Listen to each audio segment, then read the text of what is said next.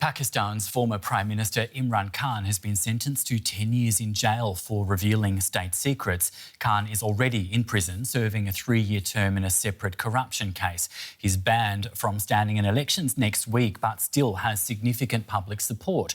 Khan's legal team says it will appeal against the sentence. It's March 2022 and Prime Minister Imran Khan is fighting for his political life. He loses a vote of no confidence, and by April, he's out of power. Khan has already accused a Western country of backing Pakistan's military and his opponents to oust him. That country, it later transpires, was the United States. Khan is still very popular and continues to rally his supporters. But by October 2022, he's disqualified from holding public office over corruption claims. He organises a long protest march in another attempt to call for snap elections. At one of those events, he's shot in the leg, a move he describes as an assassination attempt.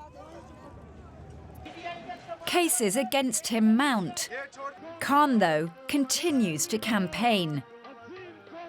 In May 2023, he's taken into custody by paramilitary forces over corruption claims, leading to a 3-year jail sentence. Violence follows. Khan is banned from running in next week's election. His PTI party says it continues to face a brutal military crackdown.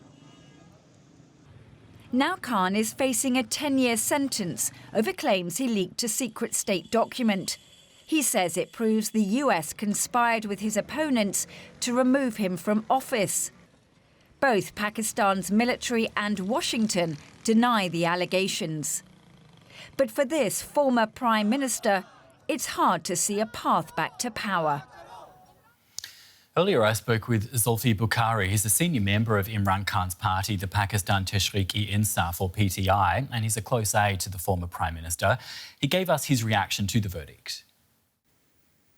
Well, this is writing on the wall, the way that this hearing and the whole case was being conducted unlawfully until even midnight last night. It was going on. It's like the most fast-track case ever in Pakistan's history, probably. And Imran Khan's lawyers were not allowed to even speak on his behalf or even cross-examine any of the witnesses that were presented by the prosecution. So we probably expected a little bit worse than this even. But like I said, it's a lower court, and it's already been appealed in the High Court and the Supreme Court, which we know will find justice in. Tell us, what does this mean for Imran Khan's political career? Is it over? Well, not at all. If anything, this sentence has probably further incentivized, all the voters for the upcoming elections on February 8th. Those that probably were going to sit on the fence are probably going to be more motivated and most likely show up in higher and larger numbers to vote for Imran Khan and his party PTI. There's been previous prime ministers, including Nawaz Sharif, who has been welcomed back, although he's been a convicted criminal from the Supreme Court of Pakistan, and then ran to London and now has just come back. He was previously given 10 years as well and banned from politics for the entirety of his lifespan. He's now, that decision has been overturned and he's returned back into politics. And even after the 10-year ban, he became prime minister as well. So, right. We see this happening throughout history in the last 70 years of Pakistan. The difference with Imran Khan and the other prime ministers is that he's the most popular leader Pakistan has seen, and the public is standing with him. This verdict against Imran Khan is a setback not only for him, but for your party's, for the upcoming elections, how it will perform. You're convinced your party can survive this? Yes, absolutely. We've survived an onslaught of human rights violations in the last 2 years. Practically, we've had more than 13,000 people in prison. All our senior leadership is jailed up and exiled or in hiding in Pakistan. children have been abducted, women, and all sorts. So this, like I said, actually is not going to go in favor of them. This is actually going to motivate all the voters to come out on February 8th even more in larger numbers to vote for Imran Khan. So we're taking the positive out of this and appealing it legally and having faith in the Supreme Court and in the High Court of the country. You say you will appeal. The court did decide, though, that he leaked a top-secret document while he was the Prime Minister. This is a pretty serious accusation, is it not? Well, when this case went to the Supreme Court, don't forget this is the same case that the Supreme Court gave him bail on. This is the court that's given it to him now, was clearly manipulated. It was doing hearings from morning till midnight, which has never been seen before in history. They weren't listening to anything that Imran Khan or his legal team had to say. It was a predetermined decision, thinking that if they ban Imran Khan prior to elections, that will somehow suppress his popularity. It's a severe accusation, which is completely untrue. Let me remind everyone that the cipher was declassified by the federal government of the country during Imran Khan's term. So it's not even a classified document. So how you can be charged for revealing state secrets on a declassified document is beyond any logic or law. That was Zulfi Bukhari, senior PTI party leader and aide to the former Pakistani Prime Minister Imran Khan. We thank you for your time. Let's get more on this from journalist Zia Ur Rehman in Karachi. Welcome to DW. Let's start with today's guilty verdict. What was the former Prime Minister said to have done? Yeah, so former Prime Minister Imran Khan, he's basically charged with publicly disclosing a classified cable, which is called Cipher, sent to Islamabad by then Pakistan ambassador in Washington in 2022. So he, along with his foreign minister, Shahmud Qureshi, has been sentenced to 10 years in jail today by a local court.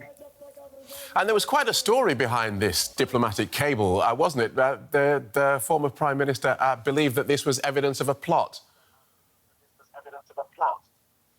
Yeah, so today, during the court proceeding, Imran Khan, while told local reporter that this trial was a fixed match, whether it is rigged or not, but it is an issue, a question. Imran Khan party strongly disagree with the court decision, labeling it a grave injustice. They argue that the trial was rushed and conducted by the biased judge in an oppressive jail setting, deviating from established norm of fair trial. So, yeah. Pakistan goes to the polls next week. How will Mr. Khan's PTI party fare without their famous figurehead? Yeah, so election is on February 8th, and Imran Khan and several leaders of his party are currently either in jail or in hiding. The party has also been stripped of its iconic election symbol, the bat. This is crucial in a country like Pakistan, where low literacy, which help voters to identify their preferred choice. The party also alleged that they are not giving fair chance of free campaign across the country, a claim government denies. Despite these challenges, a recent court decision just 2 weeks before general polls, experts believe that this move, the court decision, aimed to discourage Imran Khan supporters from voting. But on the ground, we have seen that such discouragement has not been observed. People are still seems supportive of Imran Khan. So today's 10-year sentence comes as he's already serving a 3-year sentence and banned from politics. Is there any way he can come back from this?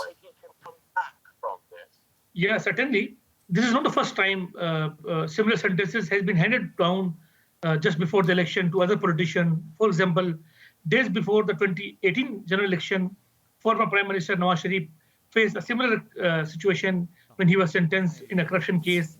Imran Khan still has a right to challenge the ruling in this case, and his party said that they will challenge this decision in the High Court very soon. Mr. Khan, as you said, claimed that the trial was a fixed match, and all through this case and his previous trials, we have seen that the Pakistani military has been significant in its presence. Just tell us a little bit about why they are so influential in what is supposedly a civil democracy. Yeah, it is a very important thing that in Pakistan, the PTI believe that it is basically the military establishment which is basically denying us. They are not giving a free campaigning like the other parties has been given. So Pakistan has history of this military civilian government tussle.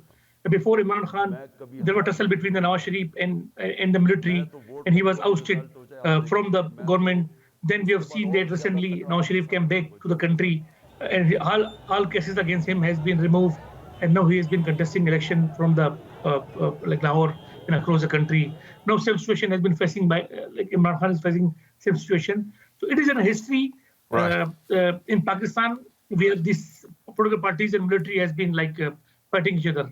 OK, thank you for that, journalist Zia Ur Rehman in Karachi.